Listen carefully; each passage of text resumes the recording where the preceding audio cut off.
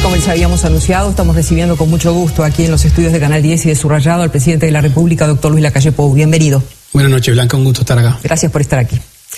Como se imaginará, tenemos muchos temas para conversar con usted que hemos estado preparando, pero hay un tema que es excluyente por estos días para toda la sociedad uruguaya, para todos nosotros, seguramente también para el gobierno y para usted, que es el que tiene que ver con la pandemia, con las medidas de la emergencia sanitaria. En un momento en que los científicos lo definen como especialmente crítico por la cantidad de casos que estamos teniendo de contagios. Hemos tenido oscilaciones que van de 3.000 a 4.000, entre 50 y 60 fallecimientos por día. Hemos superado este año los 4.000 fallecimientos contra 181 del año pasado.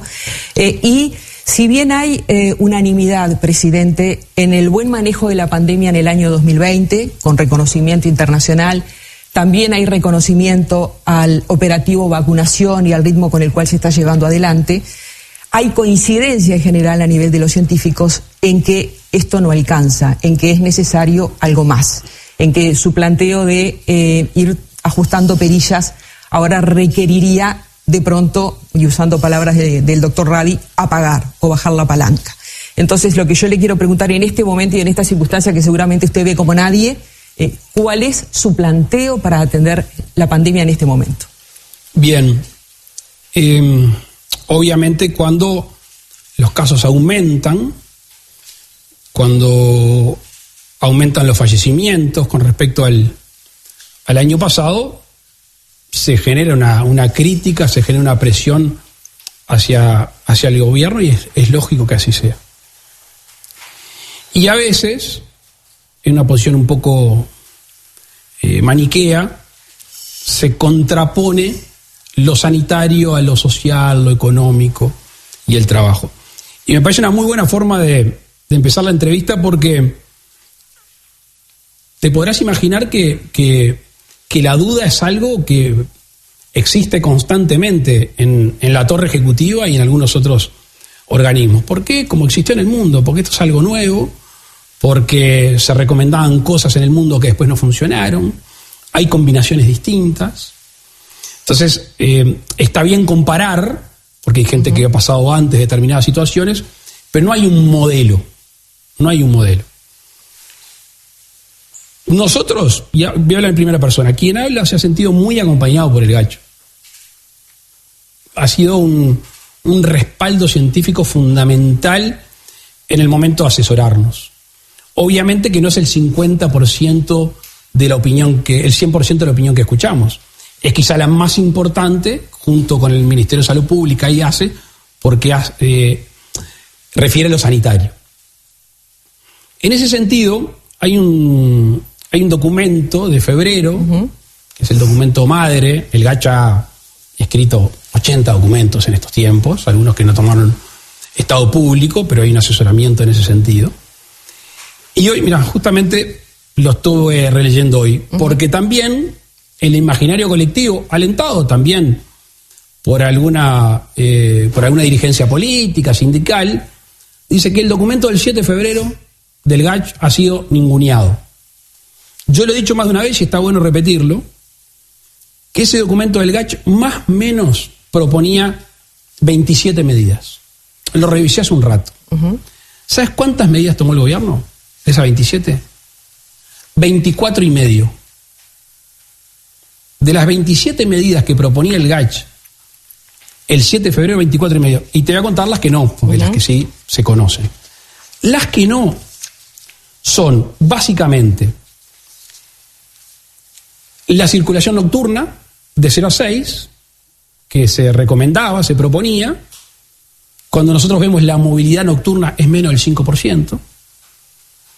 Ya teníamos el mecanismo legal de las aglomeraciones y de las fiestas clandestinas, o sea que el nicho que se buscaba alguna forma de tener ya tenía una herramienta.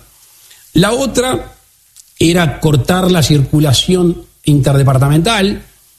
No es posible hacerlo en nuestro país, no es posible hacerlo acá en el sur, en la zona metropolitana, y tampoco en otros departamentos. Y después, la otra medida que se tomó la mitad porque recomendaba algo para el TC3 y otra el TC4 es el cierre de bares y restaurantes. Esas son las 2 medidas y medias que el gobierno no tomó. Con respecto a la cuarentena obligatoria, es una discusión que no es nueva. La planteó algún dirigente político importante, como el fallecido presidente Vázquez, el Sindicato Médico del Uruguay. Mucha gente ha hablado de esto. Y nosotros nos hemos negado. Nos hemos negado por varias razones. Obviamente que hay una razón filosófica de la libertad. Y aquí quiero ser bien claro, cuando se habla de la responsabilidad del gobierno, se tiene razón. Primero, porque nosotros no tomamos la medida que la Constitución nos habilita. O sea, la cuarentena obligatoria, un cierre total, ¿qué supone? Supone cerrar todo. Y para cerrar todo, primero hay que hacerlo por ley, y segundo hay que asistirse de la fuerza pública. Si yo agarro un cartonero laburando, lo tengo que detener. ¿Por qué pongo este ejemplo que podría poner el de un sanitario o alguien haciendo malabares en los semáforos? Porque obviamente eso no es una actividad esencial para la sociedad, es esencial para él. Ahora, porque si no junta cartones, porque si no hace malabares, porque si no hace una sanitaria, porque si no hace una obra, no come. Lo entiendo. Entonces, me tomo un tiempito porque es complejo, Blanca, este tema. El lockdown famoso, la cuarentena obligatoria, ¿funcionó en el mundo o no funcionó? Ni osó. En algunos lugares sí y en otros no. Habría que apelar a la distinta idiosincrasia, por ejemplo, la de Israel. En otros países del mundo, nuestros vecinos, que tienen récord mundial de cuarentena obligatoria, tú sabes cuáles son los resultados.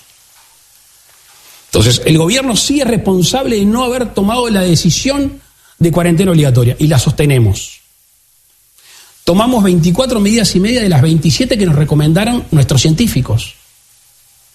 Ahora, cuando no se establece una cuarentena obligatoria, es verdad, se apela a la responsabilidad en la libertad, es cierto. Ahora, cuando se está planteando, presidente Lacalle, una reducción de la movilidad, manteniendo actividades esenciales, una reducción acotada en el tiempo, que es la que de pronto ha funcionado en algunos países. Por ejemplo, estos días los científicos hablan de 3 semanas, 21 días de reducción. ¿Qué están pidiendo, Blanca? Están pidiendo reducción de la movilidad. ¿Qué reducción de la movilidad? Y que ese cartonero o que ese muchacho que hace malabares en una esquina tenga apoyo del Estado para no tener que salir, ¿verdad?, a exponerse, porque sabe que uno de los documentos de la OSEC, que es ese grupo que trabaja también para el GACH, el que estudia la situación social y comportamental, señala que la gente que se siente más expuesta al riesgo son los sectores más vulnerables, o sea, los que tienen que salir a circular, los que no pueden hacer teletrabajo. Entonces, no es el dato que tengo yo. Pero ahora, también es lo que dice el documento que está colgado de los OSEC. Pero no necesariamente hay por qué compartir. Quiero decir, el planteo, para terminar, para redondearles, 3 semanas, 21 días, 7 por 3, 21, de reducción de la movilidad, sosteniendo a esos sectores que necesariamente tienen que salir a la calle y manteniendo alimentación, por ejemplo, abierta, comercios para la alimentación abierta, salud, obviamente, servicios. ¿Ferias? Nadie está pidiendo, bueno, supongo que lo negociarán, pero quiero decir, nadie está pidiendo militares en la calle, policías en la calle, un manejo razonable. Cuando se habla de cuarentena obligatoria o bajar la cortina, acá hablan de reducción de la movilidad, no hablan de cuarentena obligatoria los científicos. Perfecto. En estos días, ¿no? ¿Usted no lo ve posible eso, 3 semanas de reducción de la movilidad? No creo que funcione. Un lockdown. De hecho, después en los otros países la mayoría han saltado los casos. La estrategia obviamente no es la única, son las medidas que ya tomamos, que si después te interesa las vemos algunas, y es la vacunación masiva, casi como en ningún otro país del mundo. Lo curioso es que aquellos que piden cuarentena obligatoria son como tú y yo, que somos asalariados. Yo soy un asalariado público. Que yo en mi casa, tú en la tuya, vamos a cobrar el sueldo. No tenemos que salir a hacer el peso. Entonces, decir que va a haber un apoyo, ¿qué es un apoyo? ¿En serio alguien cree que podemos bajar en la situación económica que está el país y los uruguayos? La comprobación está cuando se sortean la oportunidad laboral. 200 y pico mil uruguayos para 15.000 puestos. Hay avidez de trabajo, es el que hace changa, es el que está informal. Si esa persona se cuida con las medidas de protección, el alcohol, el tapaboca, tiene el distanciamiento necesario, no lo podemos mandar a que esté más complicado económicamente. Entonces, las medidas que nosotros hemos aplicado son las que estamos tranquilos en lo sanitario, obviamente después de la P1, después de los contagios, después de cierto relajamiento, es la situación que tenemos. El 4 de abril tú y yo escuchamos que iban a colapsar los CTI, ¿verdad? Uh-huh. Bueno, pasó tiempo, ha habido un trabajo enorme de la gente de la salud, sobre todo la gente que está en tratamientos intensivos. Sin duda. Ha habido una apuesta importante del gobierno, tanto el Ministerio de Salud Pública como de ACE, en llevar las camas a más de 1.000, y hoy el sistema no se ha saturado. Hoy es el día de mayor ocupación de camas de CTI de la historia, en general, 54 y pico solo por COVID. Claro, las camas de CTI de COVID van 2 días que bajan. Tenemos el problema de cuando baja la temperatura, hay otros ingresos por otras razones. En general. Es cierto también, a ver, estamos preocupados, Blanca. Por supuesto que estamos preocupados. Tenemos 1 millón y algo de personas inmunizados, ¿no? Con las 2 dosis. Y tenemos 2 millones, porque te dieron una noticia. Hoy la Comisión de Vacunas aceptó la vacunación de 12 a 18. Ajá. Con lo cual, ya sobre el fin de esta semana, vamos a estar llamando para que se agenden aquellas personas que tienen menos 18 hasta 12. ¿Con qué vacuna la van a vacunar? Pfizer.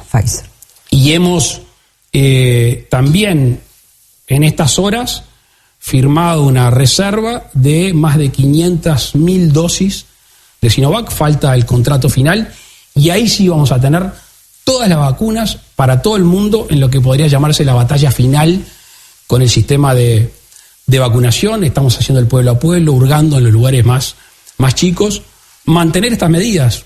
Están evaluando una tercera dosis, perdón, ya cerramos vacunas. Estamos evaluando una tercera dosis.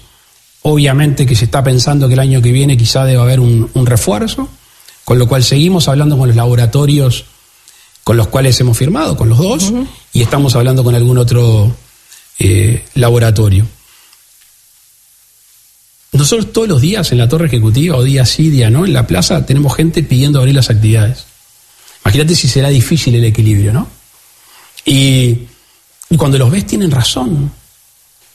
Porque me quedó algo en el tintero. Cuando hablan de apoyo, ¿alguien se cree que en la situación que agarramos el gobierno económicamente, en el que está ahora, el apoyo es todos los ingresos que puede tener una familia? Un caso típico, un mozo de un restaurante tiene un sueldo, uh-huh. Seguramente vaya a seguro de paro, o sea que ya está perdiendo. Y además le vamos a pagar la propina, que es con lo que hace la diferencia, por lo general llega a fin de mes. Y multiplicalo por trabajadores independientes, multiplicalo por informales, multiplicalo por lo que sea. Es imposible. Ahora, doctor, no está dando resultados. Porque estamos vacunando y mucho, como usted dice, pero el virus circula. También es otra buena afirmación que no deja de ser válida y cierta. No sé si... acá le traje. No está dando resultado ¿en dónde? En la gente que no está vacunada. Está dando resultado en la gente que está vacunada. Por eso, el apresuramiento de comprar muchas vacunas, Uruguay es de los pocos países que ya tiene todas las vacunas aseguradas, y con una campaña de vacunación que te voy a contar. Cuando arrancamos, Uruguay vacunaba 20.000 personas por día máximo. Uh-huh. Y dijimos, vamos a tirarlo a 30.000. Y hay que reconocer que la gente que diseñó el sistema, que siguió el sistema, la gente que está en los vacunatorios ha hecho un trabajo elogiable, además de la buena onda que le ponen en todos lados, el profesionalismo. Sin duda. Algunos dicen, parece otro mundo. Digo, no es otro mundo, es lo mejor de nuestro país, que es lo que hay que imitar. Si te fijas, hay una reducción en internación del CTI de 95% en Sinovac y 99% en Pfizer. Hay una reducción de la mortalidad de 97% en Sinovac y de 80% en Pfizer. Alguno dirá, pero ¿cómo Pfizer menos? Es por la franja etaria uh-huh. Sí. A la cual se la vacuna. Y podría seguir con otros datos. O sea, hoy hay 1/3 vacunado, números gruesos, y 2/3 no. Nuestro apuro es este.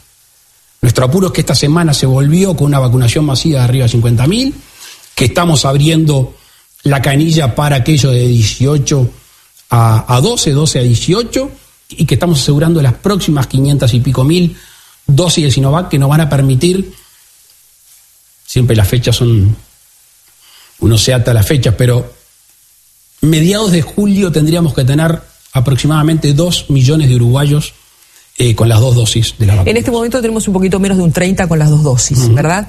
Deberíamos, según los científicos, llegar entre un 60 y un 70 con las 2 dosis y el tiempo posterior para pensar en una inmunidad de rebaño. Para eso falta. Mientras tanto, hay cepas que nos están ingresando, doctor Lacalle. La inmunidad de rebaño es un concepto aspiracional. No quiero entrar en discusión con los científicos, pero no sé si se puede decir que Israel tiene inmunidad de rebaño hoy. Y tú habrás visto cuál es la vida en Israel. Hoy no tiene inmunidad de rebaño. Entonces, lo que vamos a tener es una fuerte reducción de circulación y de presencia del virus. ¿Cuándo se obtendrá la inmunidad de rebaño? Yo no lo puedo asegurar. Ahora, si mediados de julio vamos a tener 2 millones de vacunados totales, hace números, y en los próximos mes y medio se supone que estaríamos llegando a la vacunación de lo que habíamos planificado originariamente. Volviendo a un tema que usted me decía, que usted señalaba, que es la oposición economía-salud, cuando uno lee algunos de los estudios de los científicos, daría la impresión que es el gobierno el que maneja esa dicotomía y esa oposición, elegir salud o elegir economía. Elegimos mantener las finanzas, que por cierto, el país luce con espalda financiera, bajo el déficit fiscal, colocaron títulos el otro día por más de 3 puntos del producto, lo cual daría... ¿Sabes para qué son esos títulos? Sí. Para bancar el agujero y para bancar lo que gastamos el año pasado y vamos a gastar este año. Pero son momentos en que los países eligen endeudarse. ¿A ti qué te parece que hizo el gobierno? Aumentamos un 50% de los gastos del MIDES. Subsidios de todo tipo y color. Exoneración de aportes. Es poca plata igual, ¿no? Exoneración para quien cerró. Exoneración de aporte para quien cerró la empresa. Doctor. Lo de poca plata es un concepto que me gustaría discutir. Obviamente que poca plata, si vemos en qué ha gastado el país en los últimos años, que tú sabes bien, gastado, que la tiró por la ventana. Para lo que teníamos era mucho. Fíjate que en campaña electoral dijimos que íbamos a ahorrar 900 millones de dólares. Que todos nos criticaron, que dijeron que no, dijeron que íbamos a tener que poner impuestos. Bueno, nosotros nos comprometimos a eso. Con pandemia ahorramos plata en los uruguayos, no es nuestra. Más de 600 millones de dólares. Y en pandemia, el año pasado se gastaron otro tanto. Y este año que habíamos previsto 540 millones de dólares, que no abunda el dinero del país, nosotros vinimos a pagar un incendio, cuidando las finanzas públicas y lamentablemente endeudando a nuestros hijos y nuestros nietos, porque cuando colocamos dinero estamos endeudando a las futuras generaciones, vamos a gastar 900 millones de dólares. Por ahora. Y si querés más adelante, podemos hablar de algunas políticas focalizadas en algunas franjas etarias que son las más vulnerables, que también van a tener un apoyo económico. En lo que tiene que ver con... Perdón. Sí. La dicotomía es la discusión. Nosotros hemos sido equilibrados. Vuelvo a comentarte las medidas que nos proponen los científicos. Hemos tomado más del 80%. Al mismo tiempo, no es economía, no hay que enfriar el concepto. Estamos hablando del tipo que tiene que llevar para comer a la casa. Eso estamos hablando, Blanca. Yo lo entiendo. A mí me pasa en todos lados. Yo lo entiendo, pero no podemos solventar me pasa eso. En todos lados. Capaz que voy a comer un asado con un amigo mío y ese está teletrabajando. No hablemos de asado, ¿no? O puede tirar. Vamos a hablar de asado también, porque los que nos equivocamos tenemos que reconocerlo también. Se terminó el tiempo de la soberbia de que no reconocíamos nada, ahora se reconoce. Bien. Cuando un gobierno le erra, somos humanos y hay que reconocerlo. Está bien. Ese que yo voy a comer un asado, ese capaz que se da el lujo de tiene algunos pesitos ahorrados y puede laburar. Ahora, el asalariado, el jornalero, ese es el que me cruza por la calle y me dice, gracias por no matarme de hambre. ¿Qué es lo que hubiera pasado si hacíamos cuarentena obligatoria? No le íbamos a asegurar que la cuarentena obligatoria, sobran ejemplos en el mundo, iba a frenar el virus, no se lo íbamos a asegurar, y al mismo tiempo lo íbamos a llevar a una situación económica que no sabemos si se iba a levantar, porque tú y yo vivimos la crisis de los primeros años del 2000, ¿verdad? Sí. Y tú y yo conocemos gente que todavía tiene secuelas, ¿verdad? O que su vida tomó un camino que que la nunca marcó más para siempre. Se pudo acomodar. Y nosotros no estamos dispuestos. Lo que le quería plantear ahora, doctora Calle, es... ¿está pensando revisar de alguna manera lo que están siendo los aportes al fondo coronavirus? ¿Está estudiando revisar que haya aportes de otros sectores que en esta etapa anterior? ¿Sabe que se me ocurrió la pregunta viendo a mi compañero Nicolás Lucich analizando recién el tema de las exportaciones y los altos ingresos por exportaciones, el alto precio de la soja, que ni en tiempos de viento de cola había ese precio, la carne... Bueno, no, ni en tiempo de viento de cola, no. Cuando estábamos viento de cola, por lo menos llegó a... Está a 600. 50 dólares más cuando tocó techo. ¿Está pensando que esos sectores... 50 dólares más hace la diferencia también. Pero bueno. Sí, claro. ¿Está pensando que esos sectores hagan algún tipo de aporte en esta nueva etapa? Nosotros estamos pensando en hacer algún gasto, retiro la palabra, alguna inversión extra en algunos sectores vulnerables, como yo te comentaba hoy más temprano. Creo que inteligentemente el Ministerio de Economía separó lo coyuntural de lo estructural. Lo coyuntural, coronavirus, fondo coronavirus, 600 y pico millones el año pasado, 900 este año. Y lo estructural, el ahorro de 600 millones de dólares. Entonces, ¿qué es lo que vamos a hacer ahora? Vamos a ir rumbo a una rendición de cuentas gasto cero, por decirlo de alguna manera. El horno está pabollo, la situación económica venía con un déficit importante, bajó un par de puntitos, pero nos falta bastante para ponernos... Estamos atrás de la línea de largada, tenemos que hacer un esfuerzo para estar en la línea de largada. Ahí vamos a apoyar a dos sectores. A los pensionistas y jubilados más vulnerables, que son aproximadamente 160.000 los que vamos a llegar con alguna medida del BPS.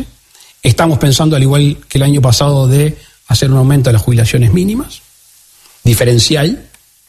Y por otro lado, hay un trabajo muy bueno, muy lindo que está haciendo el Ministerio de Economía, el MIDES y la OPP respecto a la primera infancia. Tú sabrás y habrás escuchado de que la pobreza tiene cara de niño. En realidad la pobreza tiene muchas caras, pero la que más se nota es en los niños. Y vamos a hacer un gasto en la rendición de cuentas excepcional de julio a fin de año y después todo el año que viene, así sucesivamente, para aquellas personas que tienen la FAM del P. Hoy están recibiendo en un peso más, pesos menos, 1.000 pesos por niño. Le vamos a hacer un extra de 2.500 pesos por niño. Las AFAN, hablamos de las asignaciones familiares. Sí, las asignaciones familiares del plan de equidad.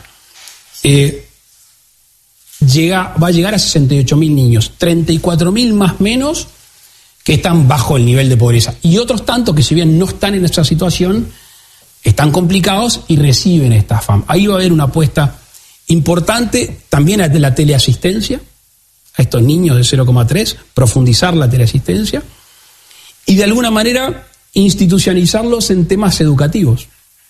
Hay un enorme porcentaje de esos niños de 0 a 3 que no asisten a ningún lugar. Tenemos una herramienta muy linda en el país, muy linda, que tiene muchos años, que es el plan CAIF, que va a ser, te diría que el buque insignia para este esfuerzo que están haciendo los distintos ministerios, conjuntamente con Presidencia, con OPP, para darle amparo económico, social, sanitario y educativo. Y lo bueno que esto, puedo adelantarte, tiene el visto bueno de los líderes de la coalición. En estos días Azucena se ha reunido tanto con el presidente Sanguinetti como con el general Manini, con Pablo Mieres, para expresarles esta intención y en líneas generales, no tanto como yo te conté hoy a ti, por allí va nuestra política focalizada en un gasto mayor. Ya que usted llevó al tema ya la rendición de cuentas, ¿hay otros sectores para los que usted está pensando incrementar el presupuesto? En principio no. En principio no. El presupuesto es el que se marcó en el 2020, es el que vamos a desarrollar y a cumplir, que no es poca cosa, con, valga la expresión, con supuestos que se alteraron por el advenimiento de la primera ola, segunda ola o la P1 o esta situación que nos tiene preocupados con los contagios. Para cerrar un poco el tema coronavirus y pasar a otros, hay muchos padres que se están preguntando por el tema de la presencialidad, presidente. Tenemos un grupo de WhatsApp, entre pocos. Robert Silva, Pablo da Silveira y quien habla, que se llama Regreso a Clases, que empezó en abril del año pasado. ¿Te acordás el 22 de abril cuando volvimos a la presencialidad en las escuelas rurales? El nerviosismo de los padres, natural, son sus hijos. Uno capaz que no se pone nervioso por ti, pero por tus hijos, seguro. Y empezamos a volver. Esta vez, basado en la experiencia del año pasado, dijimos, bueno, vamos a calendarizarlo. Para mí fue un poco extenso el calendario, pero los que saben, saben. Iniciamos el 3, el 10, el 18 y frenamos. ¿Por qué frenamos? Por algo que nos propusimos. La rutina de los niños, de los adolescentes, más las rutinas familiares que viven en torno naturalmente a sus hijos, no las podemos cortar, empezar. Entonces, dijimos, una vez que empecemos, no cortamos. Algunos departamentos tuvieron situaciones complejas. Río Negro, Salto, Paysandú. Sí. Entonces se tuvo que frenar esa vuelta a clase. Entonces hoy lo que tenemos es un diálogo, iba a decir discusión, pero no es una discusión, un diálogo entre ANEP, Ministerio de Salud, de Educación y Cultura, y Ministerio de Salud Pública.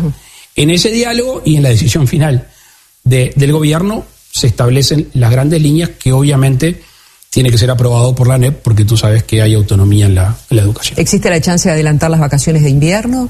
No. Adelantar no. Obviamente, tanto el año pasado como este año, si bien hubo mucha gente que estuvo aprendiendo virtualmente, tenemos claro que no es lo mismo un niño que tiene la presencia de su padre o de su madre o de los dos, que tiene determinado nivel sociocultural, que un niño que no lo tiene. Y si nos quejábamos de que había una brecha importante en igualdad de oportunidades, esta pandemia va a ensanchar esa brecha. Entonces, lo que sí estamos pensando, que ya lo teníamos en nuestros programas de gobierno porque veíamos ese rezago educativo, es cómo hacemos para empujar a estos niños que quedaron atrás para que tengan la posibilidad de reengancharse en una educación de calidad. Bien, quiere decir entonces que todavía no hay una fecha clara de retorno a la presencialidad. Está calendarizado hasta fin de junio. Naturalmente ya hemos atrasado por lo menos 2 retornos. Es lo que más nos cuesta. Es lo que más nos cuesta porque sabemos que de alguna manera es lo que perjudica más. Sí, incluso algunos padres que hoy fueron a entregarle una carta a usted señalaban que no se explicaban que hubiera algunas cosas funcionando. Incluso lo dijo hoy el ministro de Educación y Cultura, que desde el punto de vista de la sensibilidad podía resultar algo que afectara ver comercio funcionando como los shoppings, como los free shops y las escuelas cerradas. Es cierto, tiene una explicación. Las escuelas no pueden tener aforo. Yo no puedo decir, vengan estos chiquilines y estos chiquilines, no. Los docentes, el movimiento de gente, porque la intención nuestra es volver salvo qué. Entonces la premisa es volvemos, salvo qué, que es lo que está pasando en algunos con respecto a los contagios. Entonces, ¿dónde fue que volvimos? En lo que más lo necesitaban, en los más vulnerables. Y esa fue la cadencia que fuimos planificando. ¿Quiere decir que lo que no volvieron no lo necesitan? No, obvio que sí. Si no estaría contradiciendo lo que te dije hace unos instantes. Y también que altera la vida familiar. Un hogar monoparental, ¿con quién deja el chiquilín? Si no tiene un abuelo, una abuela o una guardería. De acuerdo. Un hogar donde los dos laburen, ¿con quién dejan el chiquilín? Se ha trastocado toda la vida familiar. Y además, todo el tema que conlleva la convivencia 24/7, que no haya otras actividades, que no haya salidas al aire libre, todo eso. Los procesos, lo hablábamos antes de afuera cámara. Mis hijos tienen 16 y 15, los mellizos 16 y Manuel 15. Yo pensando en esa época, que te digan, no salís, no te movés, no comés, no ves amigos, no vas a... Sí, terrible. Vio que en Rivera, según el intendente, con el cierre de los free shops bajó un 40% el nivel de Lo del cierre de los free shops, no sé si dijo Richard eso. Sí. Acabo de hablar con él yo, antes de venir. Le bajó mucho la contagiación. Sí, pero también hay 114.000 vacunados. ¿Y qué va a pasar con esta cantidad de ómnibus que están volviendo a entrar? Vayamos por partes. Bueno. Arrancó de atrás Rivera. Yo me acuerdo, le llamé, le tiré la oreja, me dice, me estás pidiendo vacunas, te mando vacunas. Un día habían quedado 2.500 vacunas sin dar en 2 días. Cuando las vacunas las dábamos tipo maíz, ahora hay vacunas. Y se hizo un gran trabajo desde la salud pública, desde el gobierno departamental, de todos lados se hizo un gran trabajo, y Rivera hoy es de los mejores departamentos. Hay que terminar un poco con la demagogia también, ¿no? A mí me gustaría terminar del todo, pero un poquito por lo menos. Porque las críticas de la oposición es el tema de los free shop. Me imagino que estarás informada que en la Cámara de Diputados, por unanimidad, todos los partidos políticos votaron a favor de la vuelta de que se hagan los free shop. Estoy es informada. Un poco raro, ¿no? Que se pida una cosa y que se haga otra. Es complicado a veces, hablo en primera persona, casi a modo de terapia, gobernar a 500 kilómetros donde pasa algo. Nosotros históricamente hemos tratado de conocer y de recorrer el país, la geografía humana, no tanto la política, la gente que vive ahí. Yo te invito a que me acompañes a Río Branco. Río Branco, con el cierre de los free shop, era una ciudad desierta. Y lo cerramos. En verano, mirá lo que habíamos hecho, en verano habíamos retrocedido en la aduana, en migraciones y el Ministerio de Defensa. Hay 3 caminos de ingreso a Río Branco. Atrasamos la frontera, pusimos 2 piquetes policial y militar para que la gente pudiera cruzar el puente y así reactivar la economía. Básicamente los free shop, pero todos los comercios trabajan.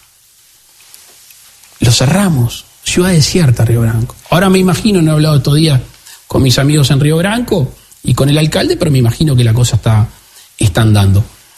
Hablaba con Richard Sande, con el intendente de Rivera hace un rato. Hay medidas estrictas, clausuraron comercios. Ahora también, si conoces Rivera, sabes que la gente va a los techitos, a los turcos, como se le conoce. Hay ómnibus todo el tiempo, ahora se aumentó. Ahora, donde van también mucha gente a comprar es a la frontera, al techito donde están los turcos. Porque no van a comprar un whisky o una crema o un maquillaje. Van a comprar una toallita, un par de medias, un equipo deportivo. Y ahí no lo compran los free shop. Entonces, controlando y tratando de que estas ciudades, que la actividad económica principal o la segunda eran las tiendas libres, haciéndole caso, esto obviamente en tono de broma, a la unanimidad de los partidos políticos que votaron en la Cámara de Diputados, me pareció sensato, o nos pareció sensato, abrir las tiendas libres. Bien, usted mencionaba la cantidad de gente que se presentó al programa de trabajo solidario, ¿verdad? De proyectos de trabajo solidario para 15.000 puestos, 250.000 personas que quedaron en 220 y pico de mil, lo cual demuestra que hay, bueno, como usted lo decía, esa gente se presentó a un trabajo, no a una dádiva, se presentó ofreciendo trabajo a cambio, ofreciendo una contraprestación. ¿Hay una alternativa pensada en materia de empleo, pensando que se perdieron decenas de miles de empleo? ANMIPE dice que cerraron alrededor de 39.000 empresas a marzo. ¿Hay alguna alternativa para esos sectores, presidente? Ayer estuve reunido con ANMIPE. Sí. Una muy buena reunión. Esas reuniones que salen de lo teórico, ¿no? Que van y que habían ejemplos prácticos.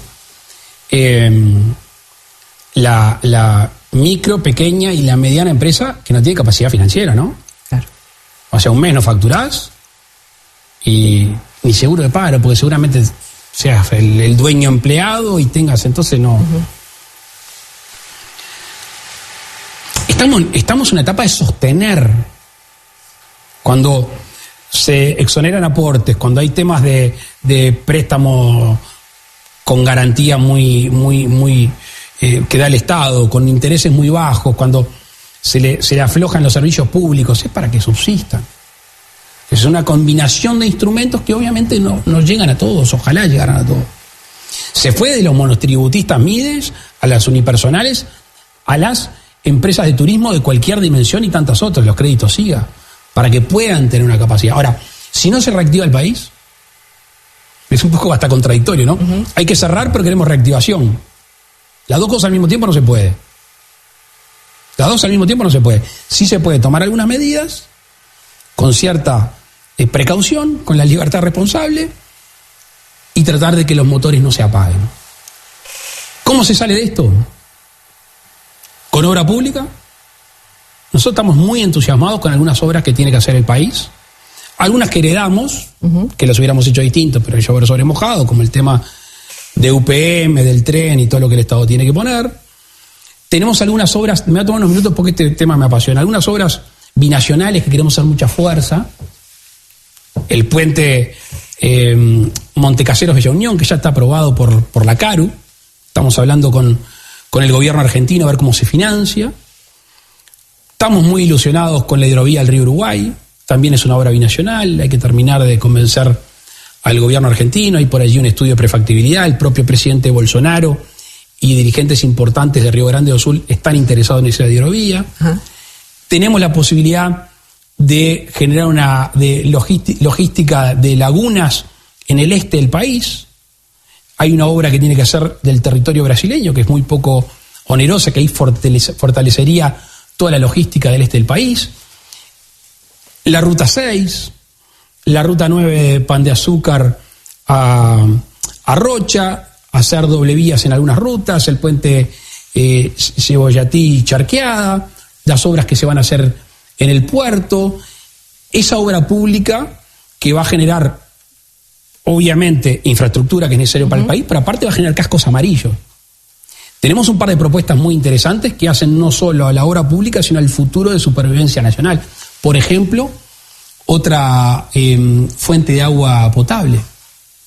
Está allí el proyecto Arasatí, que es interesantísimo, con la posibilidad de la represa en Casupá. Están diseñando la posibilidad de hacer obras de saneamiento en todos los pueblos mayores de 2.000 personas. Es costoso, oneroso, pero allí hay una posibilidad.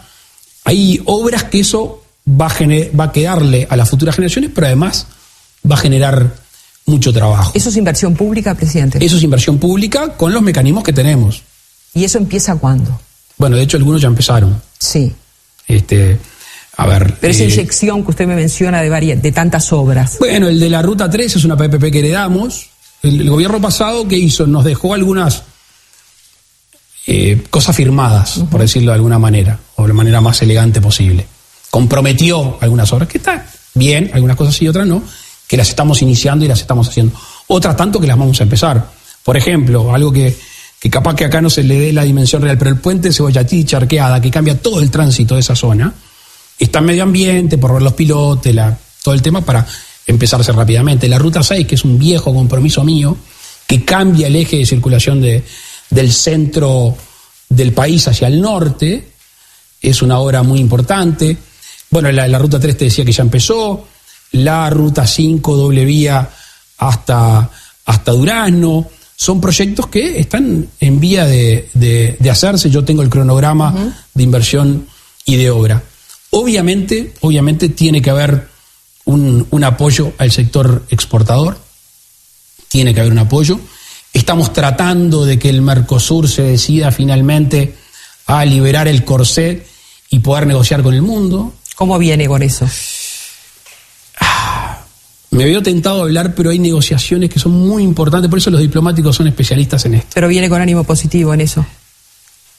Si te digo la esperanza, lo último que se pierde no es muy positivo. No. Creo que vamos caminando, vamos con la dificultad de que el Mercosur se mueve por consenso y no por votación. No es 3-1, es 4-0.